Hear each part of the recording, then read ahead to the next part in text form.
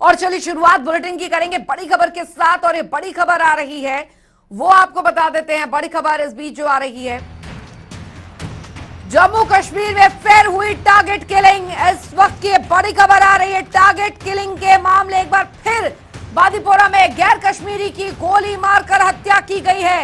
ये बड़ी खबर, बिहार का रहने वाला था मृतक मजदूर जिसे निशाना बनाया गया है। गैर कश्मीरियों पर लगातार इस तरीके के हमले, बेहद कायराना हरकतें आतंकवादियों ने इस वारदात को अंजाम दिया है। घाटी का माहौल बिगाड़ने के लिए इस तरीके के दहशतगर्द कश्मीर को बदनाम करने की साजिश किए हुए हैं, और यही वजह है कि गैर कश्मीरियों को निशाना बनाया जा रहा है, टारगेट बनाया जा रहा है।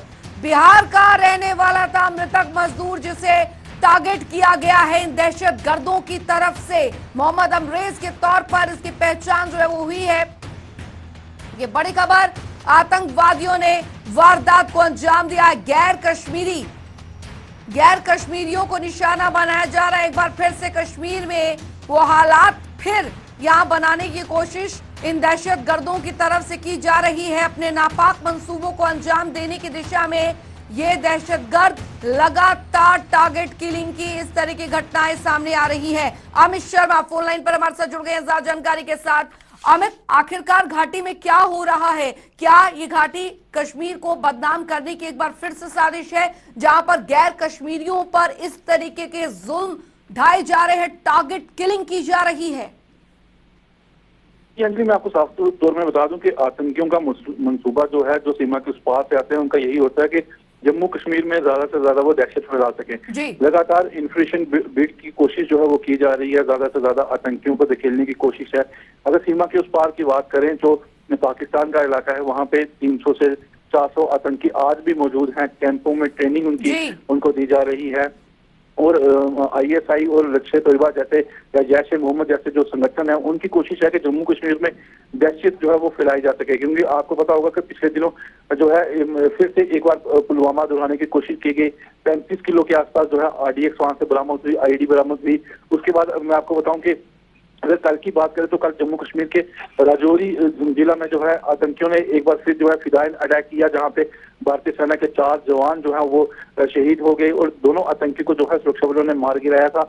और आज फिर कश्मीर घाटी में एक बार, जैसे पहले जो है सिविल किलिंग जो है वो आतंकी कर रहे थे, तो फिर उन्होंने एक बिहार के रहने वाले एक नागरिक को जो है वो निशाना बनाया, वो उसकी हत्या कर दी है। तो कहीं ना कहीं ये साफ तौर पर है कि जम्मू कश्मीर में दहशत जो है वो बनाए रखने के लिए आतंकी कुछ ना कुछ लगातार यहाँ पे कर रहे हैं। और आतंकियों का सिर्फ एक ही मकसद होता है कि जो सीमा पार से यहाँ पे आतंकी आते हैं कि जम्मू कश्मीर में ज्यादा से ज्यादा दहशत फैले। क्योंकि आने वाले दिनों में जो है वो 15 अगस्त है, आजादी का दिन है, जिसे पूरा देश जो है वो मनाता है। तो कहीं ना कहीं आतंकियों का मंसूबा है कि उसमें भी कोई बड़ी खलल जो है वो यहाँ पे की जा सके। तो मैं आपको ये भी बता दूं कि सूत्रों के हवाले से या सुरक्षा एजेंसियों के हवाले से ये भी खबर है कि 15 अगस्त से पहले जो है आतंकी किसी बड़ी साजिश को जो है वो अंजाम दे सकते हैं जम्मू कश्मीर में। इस तरह की खबरें जो है वो काफी देर से सामने जो है वो आ रही हैं। अच्छा अमित, क्योंकि आर्टिकल 370 हटने के बाद टारगेट किलिंग की घटनाएं बहुत ज्यादा हद तक बढ़ी हैं, जाहिर तौर पर एक कोशिश यहाँ पर उन दहशतगर्दों की तरफ से कि जम्मू कश्मीर में घाटी में कभी भी हालात जो हैं वो सामान्य ना हो पाए। लेकिन कल हमने देखा कि आर्मी कैंप पर हमला होता है, उस दौरान हालांकि हमारे सुरक्षा बलों ने मुंहतोड़ जवाब दिया, 2 आतंकियों को ढेर कर गिराया, और आज इस तरीके की हरकतें। क्या चल रहा है, क्या स्थिति है? क्योंकि 15 अगस्त आने को है, अब ये आतंकी एकदम से एक्टिवेट यहाँ पर होना, स्लीपर सेल एक्टिवेट होना, क्या दर्शा रहा है?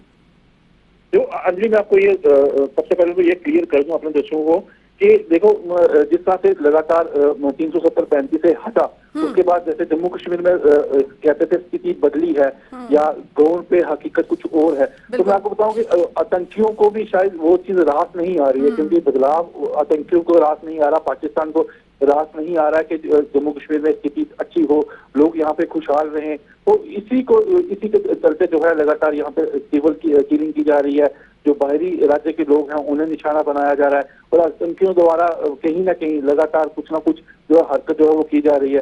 तो जहां तक कल की बात रही, ये जो दोनों आतंकी थे जो मारे गए हैं राजौरी के अंदर, ये इनकी इनपुट पहले से थी क्योंकि ये नया ग्रुप था जो सीमा के उस पार से इस ओर आया था। तो लेकिन इतना सोचा नहीं था कि इतना बड़ा हमला जो है वो फिदायन हमला इस तरह से ये करेंगे। लेकिन इनकी इनपुट सुरक्षा बलों के पास पहले से थी, लेकिन इन्होंने भी वहां पे कैंप के अंदर जाके वहां पर ग्रेनेड थ्रो किया जिसमें 4 भारतीय सेना के जवान जो है वो शहीद हुए और उसमें इन दोनों को भी जो है सुरक्षा बलों जो है वो मार गिराया था।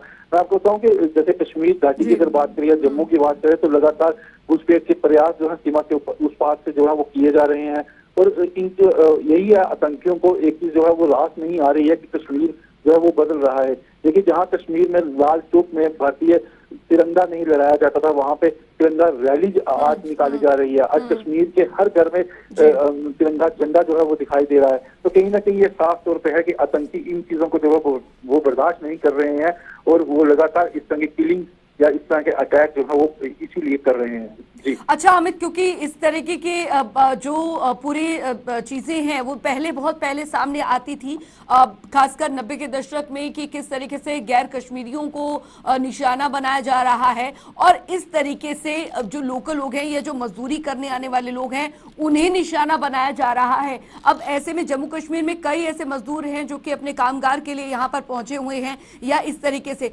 तो फिलहाल वहां पर क्या ऐसे लोगों के लिए कोई सुरक्षा या कोई प्रबंध यहाँ पर किया जा रहा है? क्योंकि अगर इस तरीके से चलता रहा तो माहौल खराब होते देर नहीं लगेगी, क्योंकि अब वहां पर उन लोगों को निशाना बनाया जा रहा है जो बाहर से आ रहे हैं।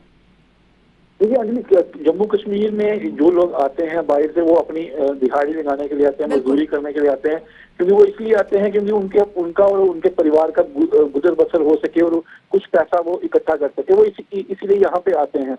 तो जब इन लोगों को निशाना बनाया जाएगा तो तब तो यहाँ पे ये लोग भी नहीं आएंगे और जो टूरिस्ट हैं वो भी यहाँ पे नहीं आएंगे, क्योंकि उनके अंदर एक दहशत का माहौल होगा।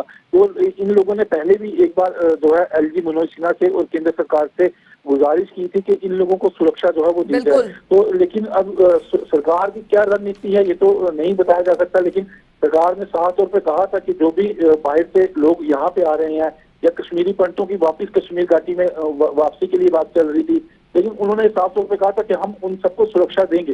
लेकिन अब उसमें ढिलाई है या क्या है या क्या सरकार की रणनीति है, इसमें तो नहीं बताया जा सकता, लेकिन सरकार की तरफ से यह स्पष्ट किया गया था कि हम जो भी ये लोग होंगे इनको सुरक्षा यहाँ पे देंगे, इनको इनके रहने के लिए यहाँ पे बंदोबस्त किया जाएगा।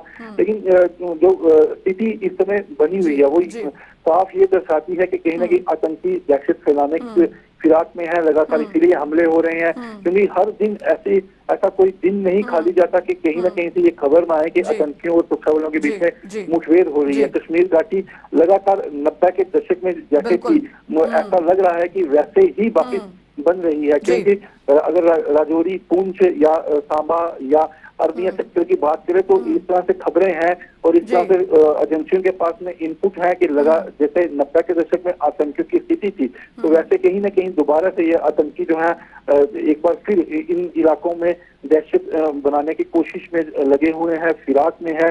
क्योंकि यहाँ पर अगर हम खासकर राजौरी की बात करें तो राजौरी में पिछले दिनों एक मीडिया का व्यक्ति था जो बाद में वो आतंकियों के साथ उसके लिंक निकले, तो उसको वहां पे गिरफ्तार किया गया और उसके बाद लगातार वहां पे उसने वो ब्लास्ट भी किए कोटरंका इलाके में, और उसके बाद लगातार जैसे मोहम्मद के आतंकी या लश्कर-ए-तैयबा के आतंकियों के साथ उसके लिंक पाए गए और लगातार यहाँ पे स्थिति खराब करने की कोशिश यहाँ पर की जा रही है। बहुत बहुत शुक्रिया अमित शर्मा इस तमाम जानकारी के लिए।